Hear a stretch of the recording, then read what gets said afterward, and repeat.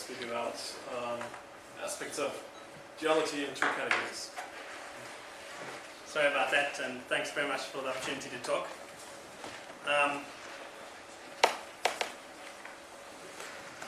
Okay, so my talk is going to be also on this general scheme of trying to understand space-time and quantum theory and everything about that. But a slightly different approach, but also has been present in the previous talks, is due to a range of authors, and I first learned it from the papers of Baez and Dolan, but I've seen it, then I subsequently saw that it also was in the papers of Kuki and Abramsky and other authors. Basically the idea is that you want to, rather than study a space-time or quantum theory directly, you make sure you understand the language in which it's expressed in first. And hopefully once you understand that language, and apparently it's not the language that we're familiar with, the language of sets and functions, but it's sort of a different language, and it's the language of categories with duals, and possibly higher categories with duals. The contention is that once you can express it that way, then you might be able to understand these things more easily. Okay, so here's a quote from David Caulfield. And category theory allows you to work on structures without the need first to pulverize them into set theoretic dust. That's a nice turn of phrase. And to give an example from the field of architecture, when studying the Notre Dame Cathedral in Paris, you try to understand how it relates to other cathedrals, and then to earlier and later cathedrals and other kinds of ecclesiastical building. What you don't do is begin by imagining it reduced to a pile of mineral fragments. So that's sort of, you don't try and imagine it as a set. You first try and work out the relationship with other structures. So let me continue with some quotes. So St. Augustine had a similar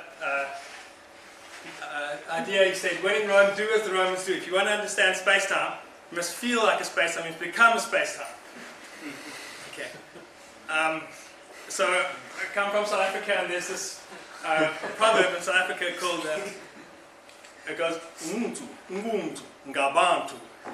And it's a Nguni proverb, and it's sort of a very wise thing, and a white man like me will never be able to understand it. But luckily there are textbooks which we can go and look up what these things mean, literally at least. And if you just look at those words, it's a person is a person, so Mtu is a person, and is an article, like a or the. And I've translated it there for you, but the main thing is that a person is a person through other people. You're not a person unless you have other people around you. I am a rock, I am an island, that kind of thing. And that's a beautiful expression of the sense of community in African communities. And related to those of you who've got Linux installed will recognize these words like Ubuntu, because Ubuntu means the art of, or the personness. It's the personhood. It's what you are, the essence of being a person. And that's what Ubuntu actually means.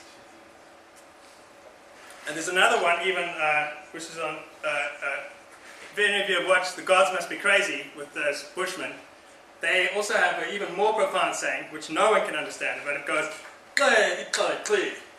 And basically, they think it means diverse people unite, but only they can understand it, but it's a similar thing. And finally, Forrest Gump had a similar thing. Because it said, well, I won't, she had something there. It's what you do is more important than what you are. So the basic thing that gave us an idea that space-time and quantum theory are related is that if you roughly think of quantum theory as being represented by Hill,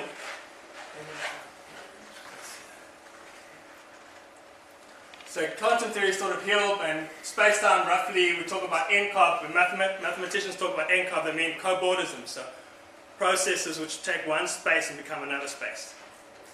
And these are categories, and the objects of this category are n-1 dimensional spaces, okay, oriented, that's why there's a little arrow there. And the objects of these are finite dimensional Hilbert spaces, and the morphisms are things that go from one space into another space. So here's one space here at the top and one space at the bottom, and it's a morphism of space, so it's a space-time.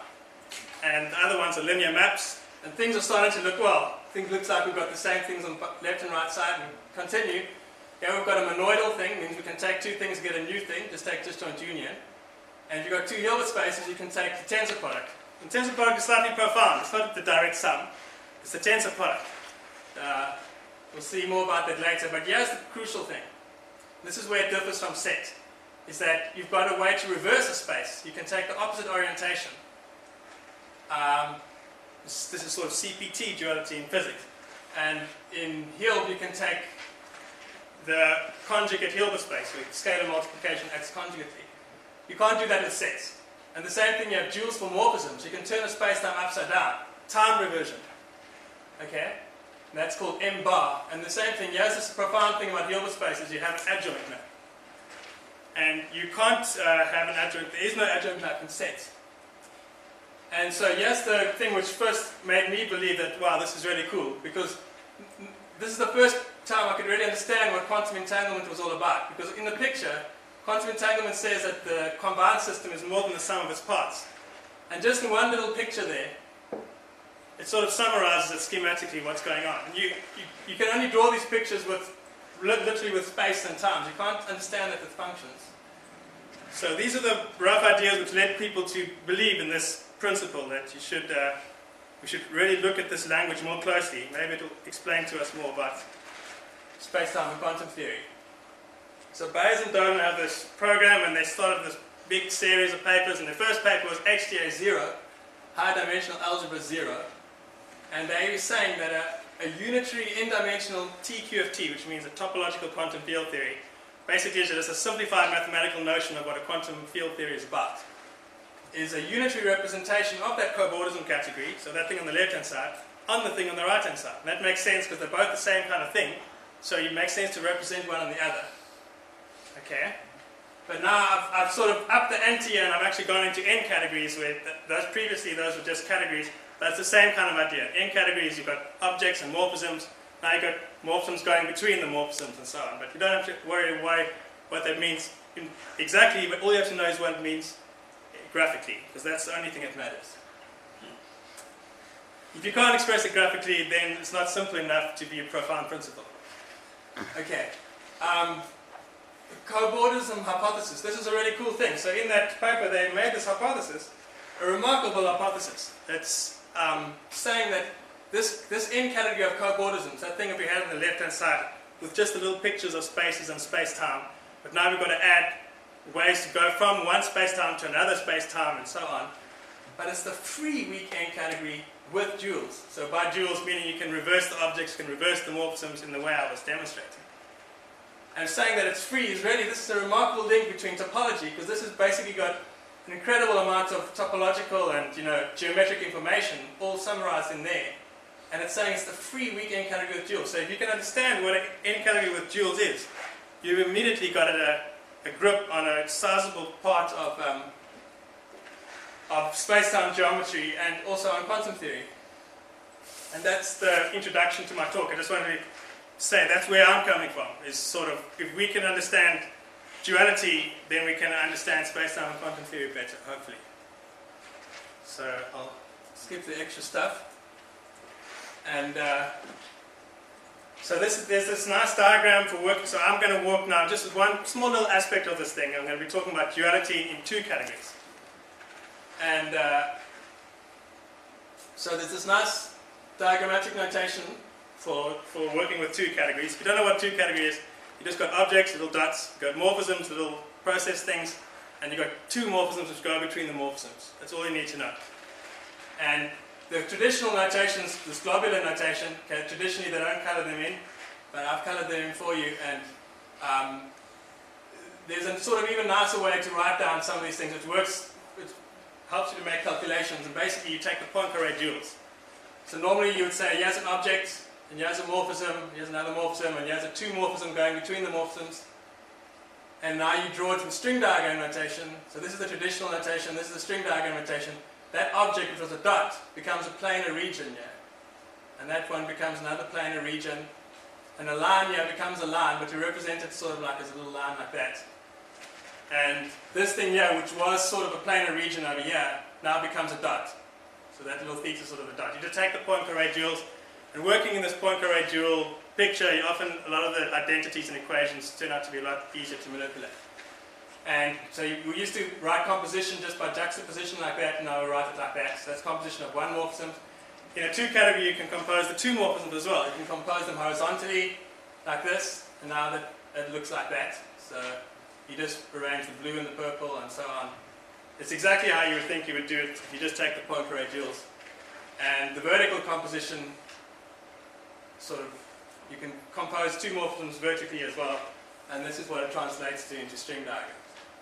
So, how do I know that well, F goes from A to B, but G is parallel to that? Sorry, they're all parallel diagonals. So F goes from A to B and G goes from B to C. You mean this one over here? So I just read the string diagram from right to left. So I'm a right to left person and a top to down person. So you have to make some choices with these things.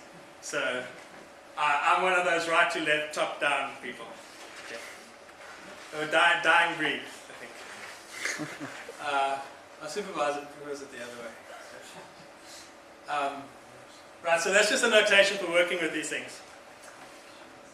So one thing I want to point out here is that if you sort of want to object to this point and you think this only works, if you're a high category fundi, you might think, well, this is only about strict things. There's such a thing called a strict high category and a weak high category. But what I want to say is that string diagrams are beautiful notation even for fully weak high categories. I'm not doing anything strict here. Basically, you just got to make sure that at any point at which you have a string diagram, the input, so this is a diagram for a 2 morphism, and it has an input and it has an output 1 morphism, and you've got to have a parenthesis scheme understood in each context. Once you've understood that parenthesis scheme, which will always be the case in this talk, then that 2 morphism is there's a unique way to evaluate it, no matter in which way you insert associators, and that's a result called coherence for 2 categories. But so, just if there were any people who wanted to object at this point, it really is a rigorous notation. Okay, so now we're going to go on to these things. So what I'm going to be talking about is adjunctions in 2 categories. So those of you who might know about adjunctions in categories. It just means category is a collection of things, and here's another collection of things.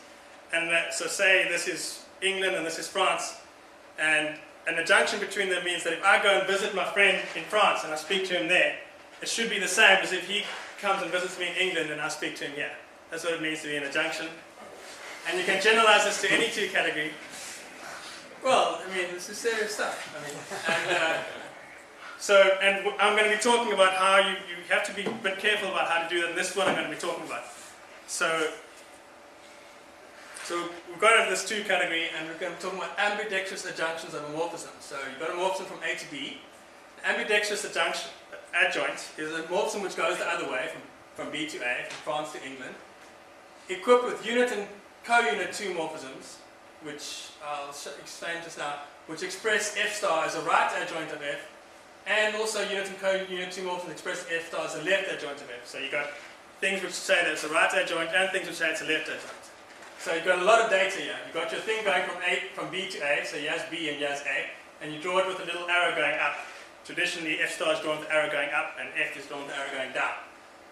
And these data are unit and co-unit things, so this one goes from the identity to F star F. This is just something which happens when you express an adjunction abstractly. You have to express it through these co-unit and unit 2 morphisms.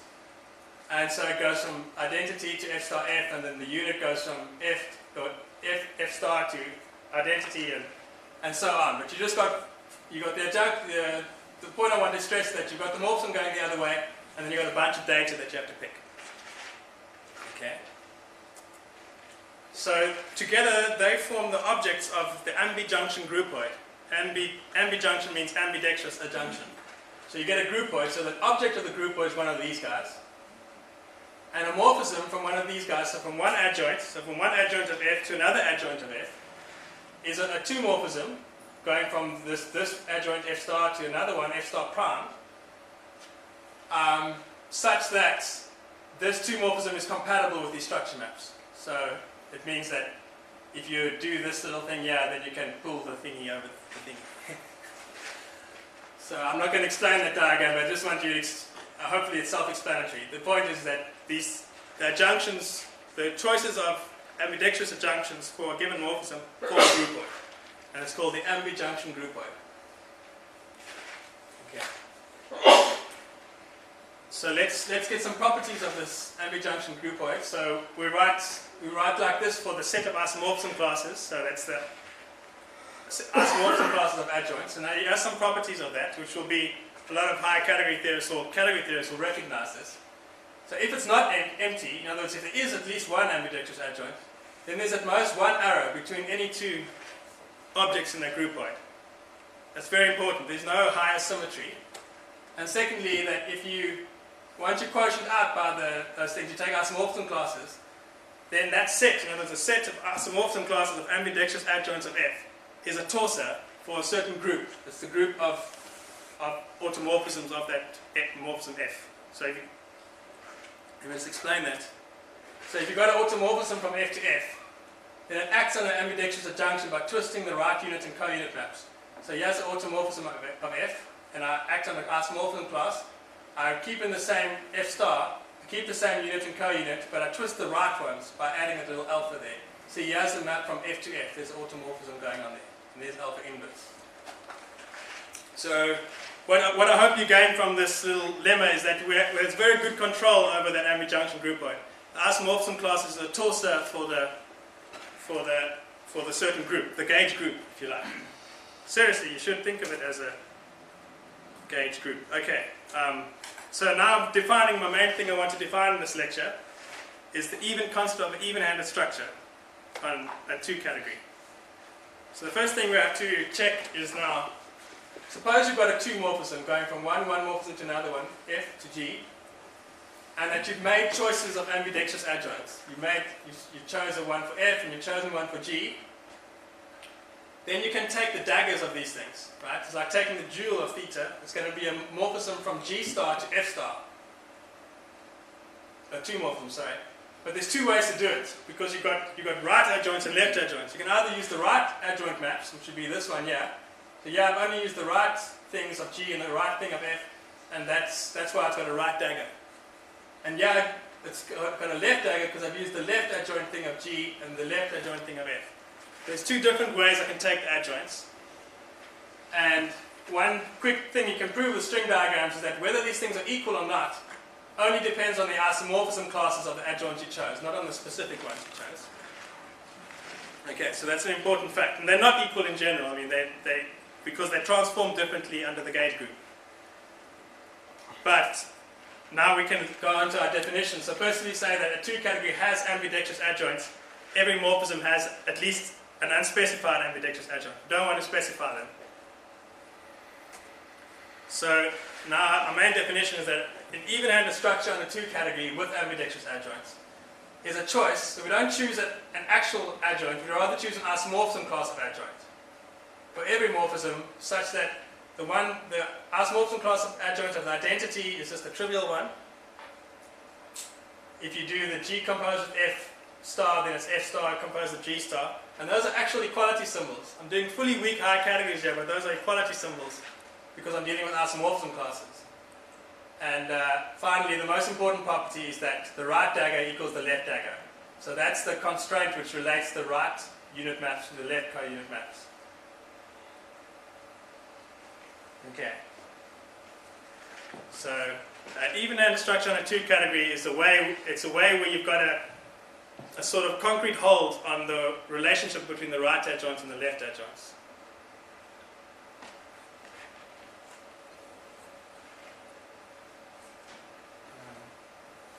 So geometrically, you can think of this as a sort of a trivialization of the ambijunction germ.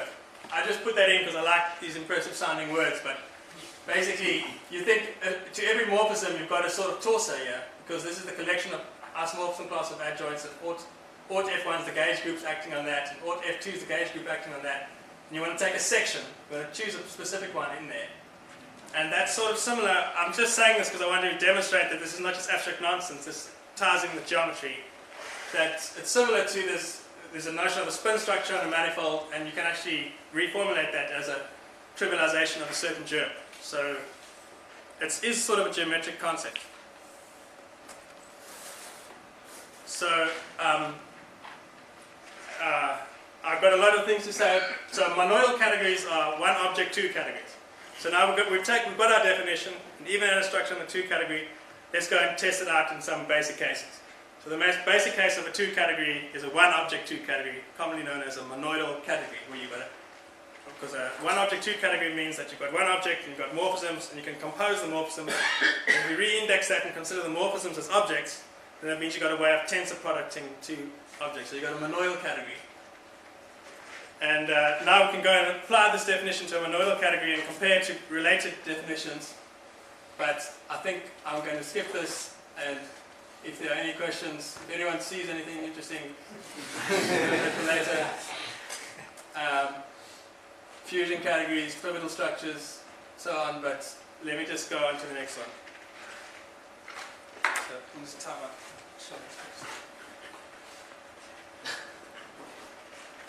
Okay.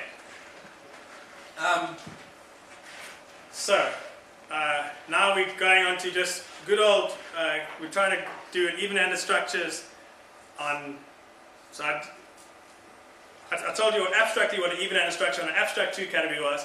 Now we're going to try and deal with the situation when those two categories was a subcategory of the two category of categories. That just means that the objects of our two categories are actual categories, and the morphisms are actual functors between categories, and the two morphisms are natural transformations. So everything's very nice and concrete here, no more abstract nonsense. And so let's see what it boils down to in this situation. So first of all, once you've got the situation, it's very convenient to take a change of variables. Don't deal with those units and co-units anymore. Rather express the adjunction with these adjunction isomorphisms. You see, this is that thing what I was telling you about visiting my friend in France. It turns out that an adjunction between two categories, you've got a functor from A to B, means that F is me making the trip from England to France, and that's me and that's my friend. If I go to France and meet my friend, it's the same as if I stay in England and he comes back and meets me. And so that's the left adjunction, but then there's also another one where he comes to France and speaks. You know what I mean? You can see the symmetry in the situation. So that's how we express left and right adjunctions in this concrete setting. And now, what about those left and right daggers? How do they translate into this picture? So suppose you've got a two morphism, a natural transformation. How can we express those right daggers and left daggers, which now go from this adjoint to that adjoint? And this is kind of quite a bizarre thing, but I'm sort of quite fond of it. But basically, what you have to do is we want to identify a certain morphism in a category. To identify a morphism in a category, there's this thing called the Evenhanded lemma, which says you don't have to know exactly what that morphism is. All you have to know is how it post-composes and pre-composes with other morphisms.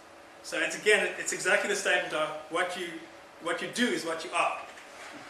And so I don't know exactly what that theta dagger y is, but I do know what happens if you post-compose it. If I do f followed by theta dagger y, it's exactly the same as doing this. Namely, so suppose I've got I take phi g inverse, I pre-compose with theta, and then I apply phi f. I'm probably going to need 5 more minutes just to explain that slide alone, so I'm not going to take that up. But what I want you to understand is that there's a way to identify what those theta daggers are in the setting of categories. And slightly subtle, but it's completely acceptable. Okay. Because there's the thing that tells you if you know what that thing is, then you know what that thing is. Okay, so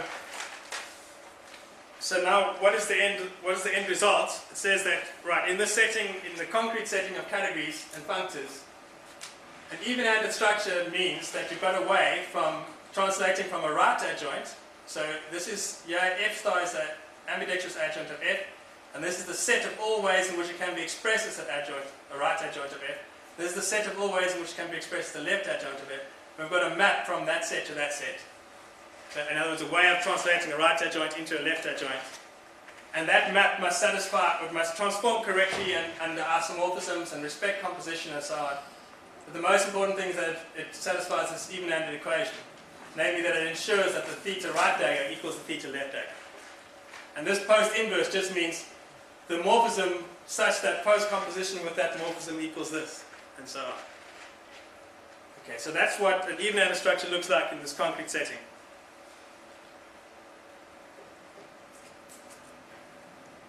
Okay, now how do we get even-handed structures? So yes, interesting thing. So suppose I've got a linear category. So I just mean the homosets are vector spaces, okay, over a field K. And a trace on such a thing is a map from every endomorphism. So from these, from the endomorphisms of every object to our field K, satisfying that it's commutative. Trace of GF equals trace FG, whenever that's defined, and non-degenerate, namely that taking the trace sets up an isomorphism from the homoset XY into the linear dual of the homoset YX. Because if I've got a map from X to Y, I can post-compose with such a map and take the trace. I'm getting some nods from the audience, but that's what a trace on a linear category is. What's S? S is just a spurious symbol I needed to denote this isomorphism. So S is the map, F goes to trace F dash.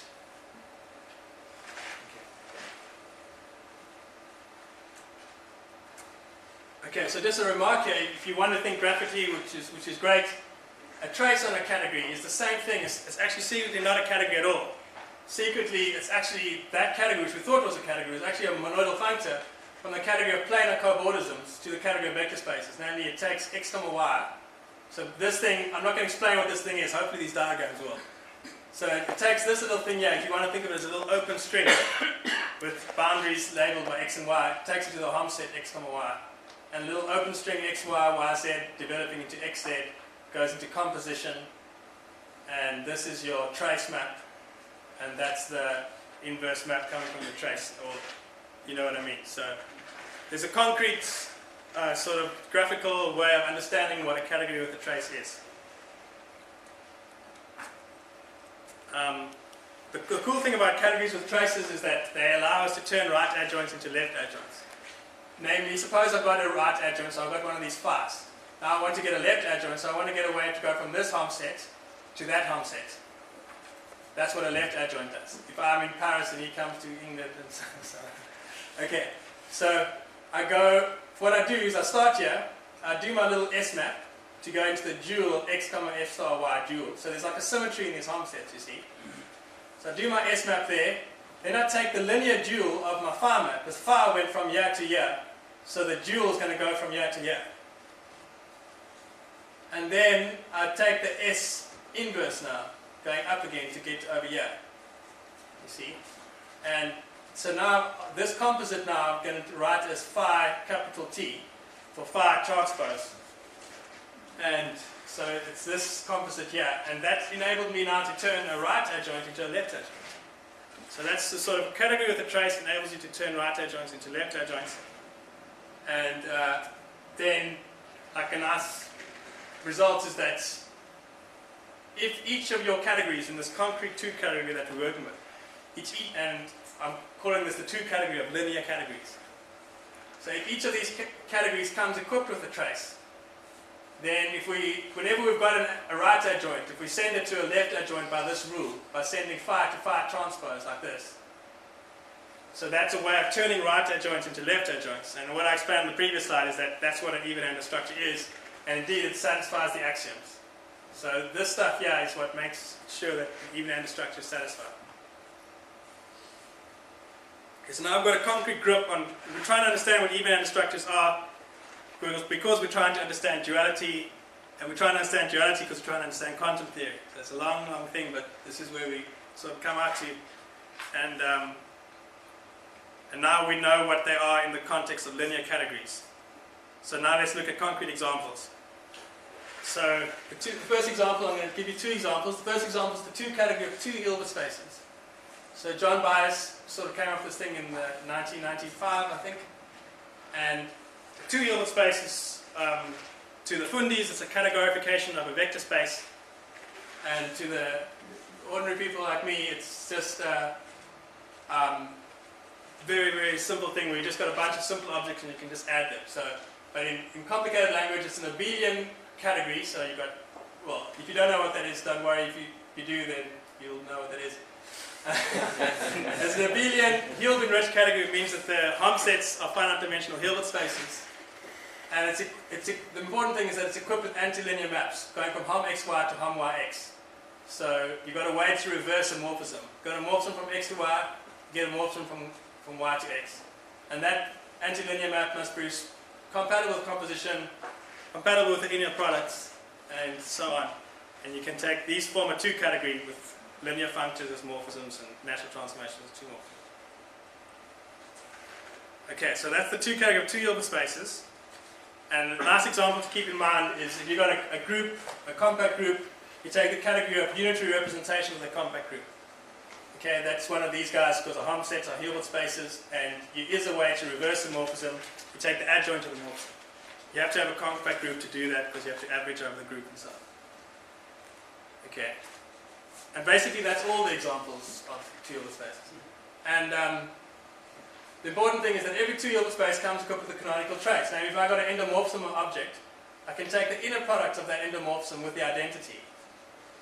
That gives me a number, and that's actually a trace. And so that means it's a candidate for one of these things. And in fact, so that means that the 2 Hilbert spaces, the 2 category of 2 Hilbert spaces has an even-handed structure. How can we express it in elementary terms? Basically by saying that phi transpose, which came from abstract things in the previous category, can be expressed in sort of geometric terms as taking the star, then the phi star, and then the star. If you know what I mean. But this here is the adjoint in the ordinary sense of maps between Hilbert spaces. Okay, so that's what I wanted to say is I'm interested in any possible connections, however spurious, with geometry, and this is sort of similar to the formula for the adjoint of a differential operator. And indeed, another spurious connection is that in the semi-simple context, even-handed structures on some collection of semi-simple categories is the same thing as assigning a non-zero weight to each simple object. And I think I'm running out of time, so I'm just going to cut that short. Let me just say the final slide is that that was the warm-up game, but the cool thing is that you can do even more geometric thing for the 2 category of Calabi-Yau manifolds, and basically you have to go to the derived categories. So I think I'm losing interest. If I look over the audience, I'm going to be very careful here. But basically, what I want you to understand from this slide is that there is a sort of souped-up notion of a 2 Hilbert space, which is really cool. You've got a Calabi-Yau manifold, this geometric thing. You take what's called the derived category of coherent sheaves on that, basically vector bundles on that space, and that's an interesting category. It comes equipped with a trace. JP Serre, basically there's this cool geometric thing which gives you a trace on this category, and it's called the Serre duality. And so that means that this 2 category, I'm defining the 2 category there, but it comes with an even-handed structure. Okay. So the important point about this is that this is a non-trivial thing. This has got to do with sort of results about complex geometry and so on, but it fits the scheme, and you can actually get some geometric information out of it. So let me just summarize. So remember what we're doing. You might have forgotten what we're doing, but I'm investigating duality in the context of 2 categories, especially from the paradigm of topological quantum field theory. I told you what an even-handed structure was. It's economical. There's only 3 equations. No messing around. It's flexible because you're free to choose the adjoint you need to. You don't have to. If someone chose an adjoint for you, then often your hands would be tied behind your back because you wouldn't be able to choose the one you want to choose in any particular calculation. It doesn't require you to choose an adjoint, as I've just said, so it fits these examples, which wouldn't be, because in these examples there's no canonical choice of an adjoint.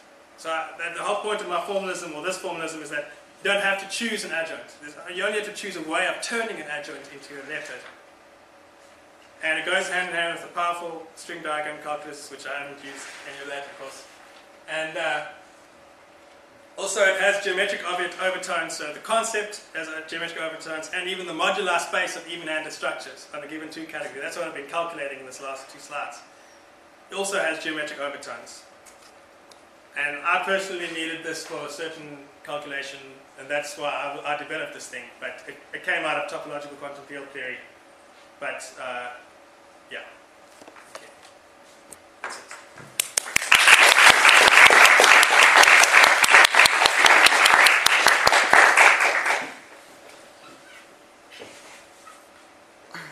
Questions?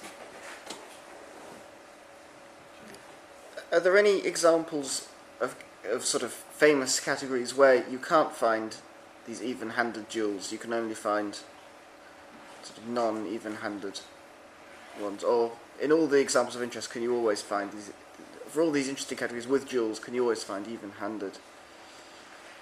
Well, I don't know, but in the one object case, so we're just got monoidal categories, and you look at the simplest case, that's semi-simple and everything. Those are called fusion categories, and that's an outstanding conjecture. Or in another paradigm of duality called pivotal structures, there's a conjecture which says every fusion category has a pivotal structure. In my language, every pivotal category has an even-handed structure, and it's still outstanding.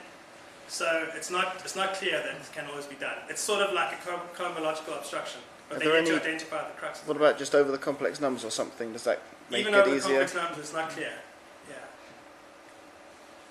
Yeah. I was going to say things about that, but I skipped those slides.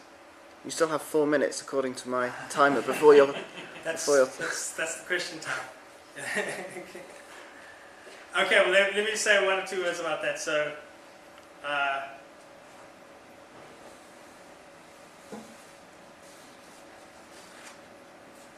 basically, what you can show is that if you've got a monoidal category, then the modular space of even-handed structures, the collection of even-handed structures, is a torsor for the group of monoidal natural transformations of the identity. Right? So that's kind of easy, but the point is that we've got this group, we've got the gauge group of the equations. We don't know what the equations are. So we don't know, it's a sort of an interesting problem, and it comes up in physics a lot, I think, that you know how the equations should transform, but you don't actually know what the equations are. And there are some candidate equations you can put down, but you're not even sure if that has the correct symmetry group. I'll explain to you afterwards. So what is the actual connection between your even-handed structures and pivotal things that have been discussed Basically, before? a pivotal thing is where you actually choose a specific dual, and then because you've chosen a specific dual, you have to say then a pivotal structure is a monoidal natural transformation from the identity to the double dual. And my one is basically the same thing. It's just I'm saying don't choose a specific dual, choose an isomorphism class of dual. Then you can actually write down exact equations, and sort of things are a little bit cleaner. It leaves you more flexible to do what you in your calculations. The other one's just a little bit awkward. I don't know whether it's for channel, but there is this notion of trace which only requires the multiplicative structure, like a Charles duality. Well, here you are relying on K-linearity. K-linearity doesn't fit well graphically. It's a property. Well, the Charles duality trace is purely diagrammatic.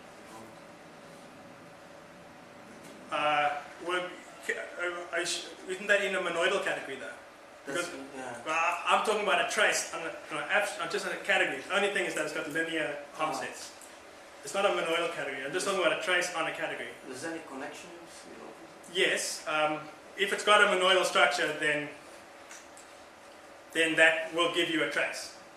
But the thing that you're talking about, you have to put some extra axioms on that. Basically, those are. So I'm working at a more primeval level here. But yes, those two things are very intimately connected.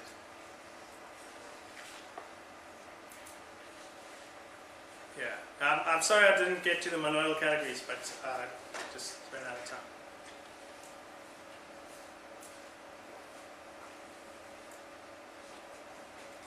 Any more questions? So let's thank our speaker again.